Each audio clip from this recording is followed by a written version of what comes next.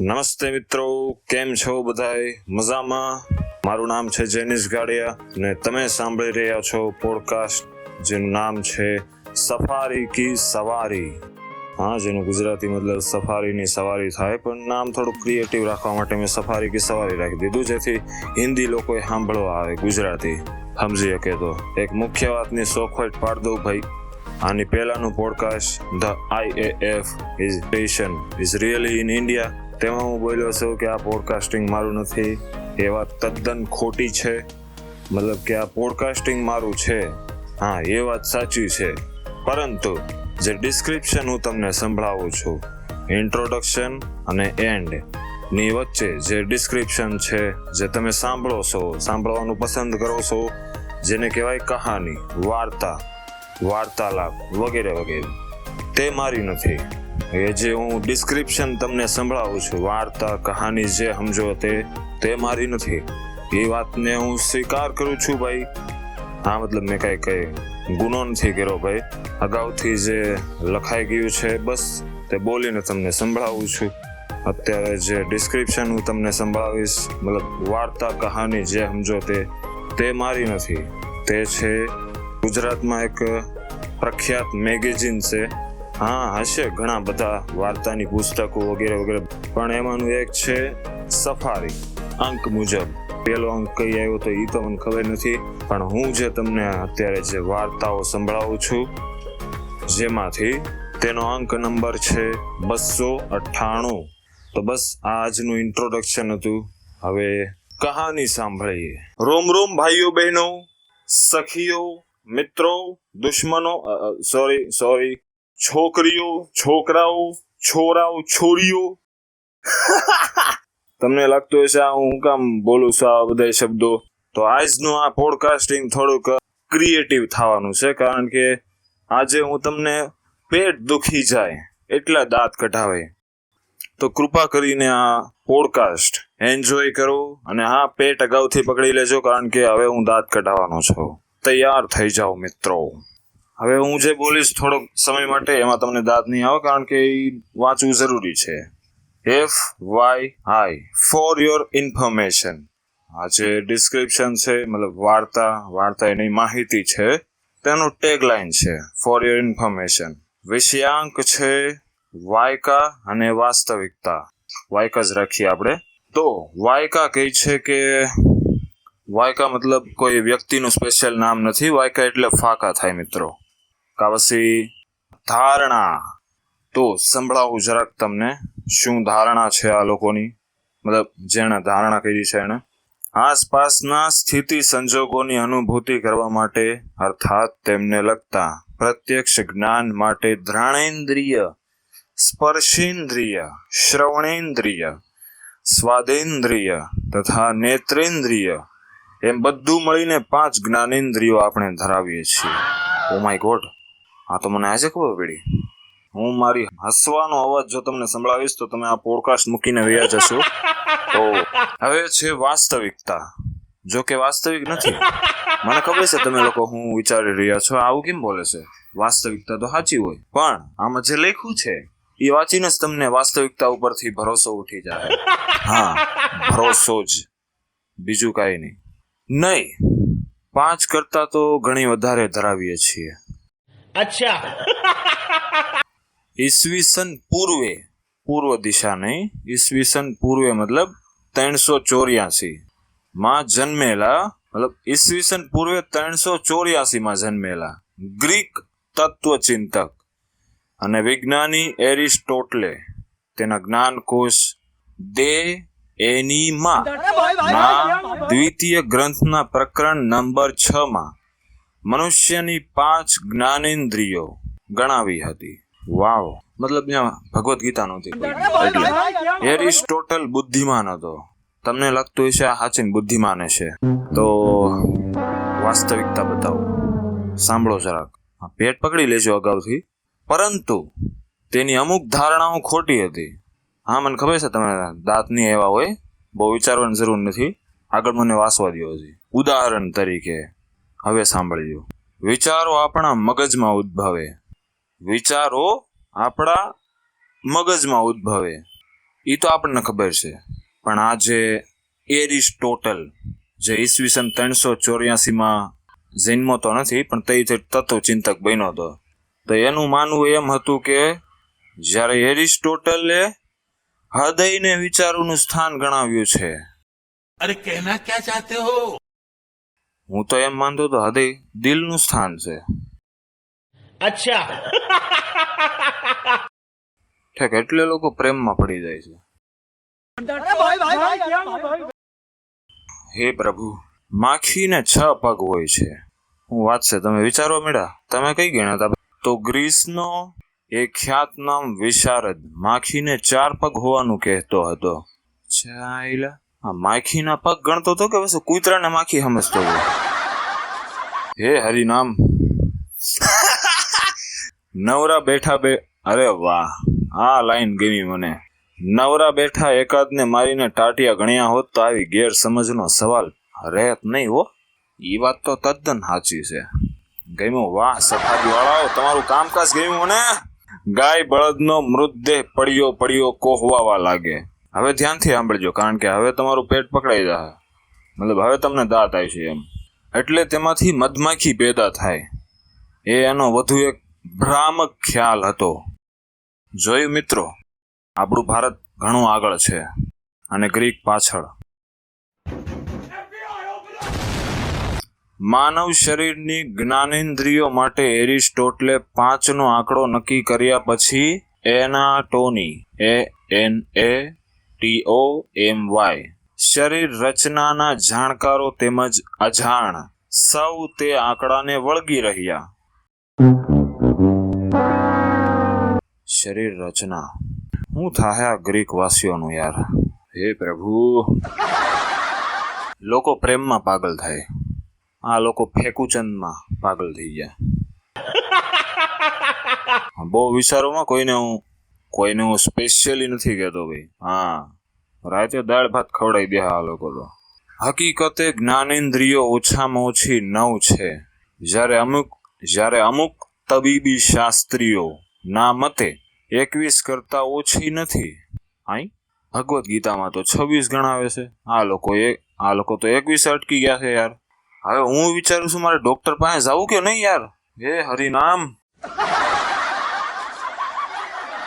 5 જ્ઞાનેન્દ્રિયો senses. હા, પેલું જેઠાલાલનો nonsense. આગળ વધીએ.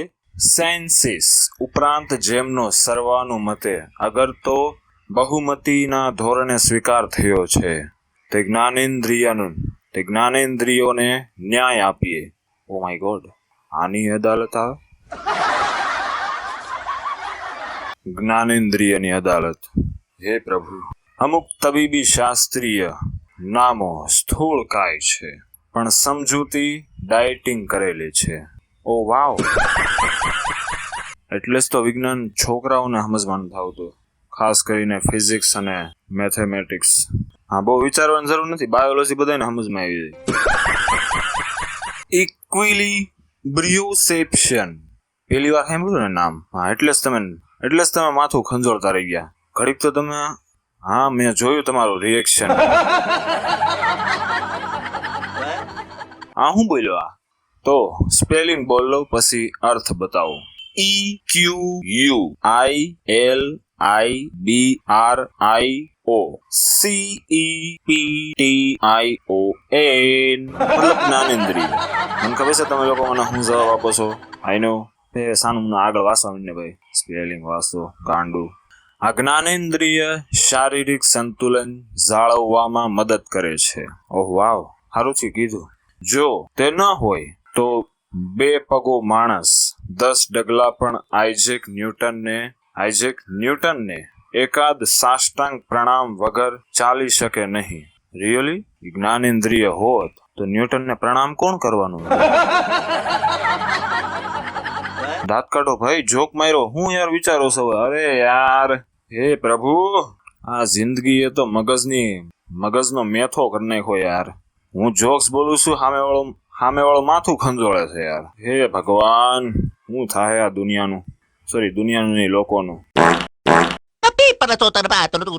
શરીર સંતુલિત કે પછી અસંતુલિત હોવાનું જ્ઞાન આપતી તેમજ સ્થિરતા કાજે સ્નાયુઓને જરૂરી કમાન્ડ આપતી પ્રવાહીયુક્ત નલિકાઓ આપણા ઇનર ઈયર મતલબ આંતરિક કાનમાં છે. ઓ માય ગોડ, સાલું આ તો મને ખબર જ નહોતી યાર. અરે યાર, આ કોણ અત્યારમાં યાર? સોરી મિત્રો, પોડકાસ્ટિંગ રેકોર્ડમાં થોડીક મિસ્ટેક આવી ગઈ હતી. તમને બેકગ્રાઉન્ડમાં અમુક સોરી અમુક સાઉન્ડ સંભળાવા મળ્યા છે. પેલા કેવા ટીમલી સાઉન્ડ, સોરી છપરી સંગીત, સોરી છોરીઓ માટેના સંગીત, સોળીઓ માટેના. હે પ્રભુ. તો બીજો મુદ્દો છે પ્રોપ્રિયોસેપ્શન. નામ સાંભળતા કેવું લાગ્યું? કાંઈ ખબર ન પડી. પ્રોપ્રિયોસેપ્શન મતલબ કે તમારી આંખો, જેનાથી તમે ગમે તેને જોવો છો. ગમે તે મતલબ તમારા માતા પિતા, મિત્રો, મહિલા મિત્રો, પુરુષ મિત્રો, છોરીઓ, વગેરે વગેરે છપરી લોકો, તમારા કોલેજના મિત્રો, પડોશી લોકો. સોરી. આગળ વધુ ભાઈ. આના માટે અછડતી રીતે શારીરિક સભાનતા એવો શબ્દ પ્રયોગ યોજી શકીએ. અછડતી રીતે મતલબ બતાવો ખામ. એ દાંત કાઢોમાં કોઈ પબ્લિક બી લાઈક મેં દાંત કાઢ્યા કઈ પૈસાનું ઘર ભેગી. શરીરનું કયું અંગ ક્યાં છે તે જાણવા માટે તેને સ્પર્શ કરવાની આવશ્યકતા રહેતી નથી. Oh my God, really? પકડી લીધો, મને ખબર પડી ગઈ તે હું વિચાર્યું. હા, ઘટિયા સોચ સાલો, આવું ખરાબ વિચારો છો? સોરી, આ ઓવર એક્ટિંગ. ચાલો, મને તો અત્યાર સુધી ન ખબર પડી મારી આત્મા ક્યાં. આંખો બંધ રાખી જમણો પગ સહેજ ઊંચો કરી આમથી તેમ હલાવ્યા કરો પગ. તોય પળે પળ પગની સ્થિતિનો ખ્યાલ મળતો રહે છે. અંધારામાં નાક ઉપર આંગળીનું ટેરવું મૂકવા નાકને શોધવું ન પડે. નાકને નો શોધવું પડે. ગાંડું હું વિચારશો યાર? હે હરિનામ, મગજ બગડી ગયા છે આ લોકોના. શોધવું ના પડે તે જાદુ. પ્રોપ્રિયોસેપ્શન મતલબ સુંદર બે આંખો. મહિલાઓ વધારે પડતું ખરાબ વિચારી રહ્યા છે યાર. अच्छा નામ ખરાબ કરશે મારું આ લોકો. છોકરીઓ નામની જ્ઞાનેન્દ્રિય છે. પ્રોપ્રિયોસેપ્શન નામની જ્ઞાનેન્દ્રિય છે. Okay. 2016 the New England journal of medicine સામયિકે પ્રગટ કરેલા અભ્યાસ લેખ મુજબ જે વ્યક્તિના પાઇઝો2 નામના જીનમાં નકારાત્મક મ્યુટેશન મતલબ ગુણ વિકાર થયો હોય તેને પોતાના અંગો દાખલા તરીકે બે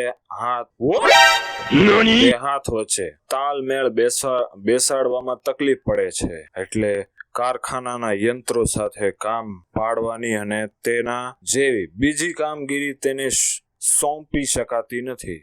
હા, મને ખબર છે તમે લોકો હું વિચારી રહ્યો છો. તમે મનમાંથી એમ જ કીધું કે હા હું બોલ્યો. આગળ વધ્યું ભાઈ. આ તો મને ન ખબર પડી. દાંત કાઢવાની વાત નથી. નોઇસીસેપ્શન. અજીબ લાગ્યું ને? હા, મને ખબર છે તમને ખબર પડી ગઈ. આગળ વધ્યું. શરીરમાં ક્યાંક પીડા થતી હોય ત્યારે એવી જે તે જગ્યાને નોઇસીસેપ્શન ચિહ્નથી બતાવે છે કે તમને પીડા થાય છે. આમ રાત્રે ડાબા કાંડા પર જો મચ્છર કરડે તો આપણે જમણા હાથનું કાંડું ખંજવાળતા નથી. तो उससे मेरा क्या फायदा? I was like, oh really? મારાથી તો મચ્છર જ આખું રહી છે. થર્મોસેપ્શન. આ છે છેલ્લો મુદ્દો. હવે તમને દાંત આવશે કદાચ અત્યાર સુધી નો કાઢ્યા હોય તો. દાંત કાઢવા મતલબ હસવું. ગ્રીક શબ્દ થર્મ THERM નો મતલબ ગરમી થાય છે. ઓકે, અમારે આ ઇન્ડિયામાં તો ઉનાળાને ગરમી સમજે પ્રભુ. જેના આધારે થર્મોસ અને થર્મોમીટર જેવા શબ્દો રચાયા છે. આઈ વોઝ લાઈક એટલે જ ગ્રીક કોઈ જાતું નથી. આપણી ત્વચા થર્મોસેપ્શન જ્ઞાનેન્દ્રિય વડે ઠંડી ગરમીને પારખે છે અને શારીરિક સુરક્ષા માટે તે જરૂરી છે. તંબુરો શારીરિક સુરક્ષા અમુક વસ્તીઓ ઊભી થઈ જાય છે શારીરિક સુરક્ષા વાળી. કેવા પણ આ લોકો ફાંકા મારે છે યાર. હવે જરાક જોઈએ આ લોકોનો દાખલો. આપણી કાઠિયાવાડી ભાષામાં અને સુરતી ભાષામાં જોઈએ તો ઉદાહરણ જોઈએ આપણો ફાકો. દાખલા તરીકે જ્વાળાને સ્પર્શ કરી બેસો એ પહેલા જ ત્વચામાંના થર્મોસેપ્ટર્સ જ્વાળાની ગરમી માપીને સંકેત વળી ચેતવી દે છે કે ભાઈને હાથ ન લગાડતો નકર તારો હાથ ગાયબ થઈ જાય. આઈ વોઝ લાઈક જ્વાળામુખીને અડવા જાહે કોણ? દાંત કાઢો ભાઈ, હું મૂંગા બેઠો છો. એ ભગવાન. શરીર શાસ્ત્રના અમુક જાણકારોએ બધું મળીને 21 જ્ઞાનેન્દ્રિયોની સૂચિ રજૂ કરી છે, જ્યારે બીજા કેટલાકની ગણતરીએ તો જ્ઞાનેન્દ્રિયો 33 છે. ઓ માય ગોડ, આનાથી મોટો તો ફાકો શું હોય મારા માટે. તો મિત્રો, મને આશા છે કે તમને આ પોડકાસ્ટિંગમાં ખૂબ મજા આવી હશે, ખૂબ હસ્યા હશો પેટ પકડીને. અને સોરી ફોર મહિલાઓ, સ્ત્રીઓ, છોકરીઓ, છોરીઓ, અમુક જે શબ્દ હું બોલ્યો તે માટે પણ તમારો ખૂબ ખૂબ આભાર, ધન્યવાદ. ખૂબ મને સાંભળવા માટે. અને હજુ પણ આવશે પોડકાસ્ટ. અને જો આજનું તો આ તમને ગમ્યું જ હશે, ના તો ભૂલથી નહીં કોઈ પાડતા નહીં, કારણ કે મને ખબર છે તમે લોકો આવું સાંભળવા માંગતા હતા જેનાથી તમારું પેટ દુખવા મળે, દાંત કાઢીને બઠ્ઠા પડી જાવ. કૃપયા કરીને મારું આ પોડકાસ્ટ આગળ મોકલવા વિનંતી. રીલ્સ બહુ જોઈ, હવે પોડકાસ્ટ સાંભળો મિત્રો. આપણી ગુજરાતી ભાષાને બચાવવાનો સમય આવી ગયો છે, તો કંઈક એવું કરો કે ગુજરાતી ભાષાનો ગ્રોથ ઉપર જાય. ધન્યવાદ મિત્રો.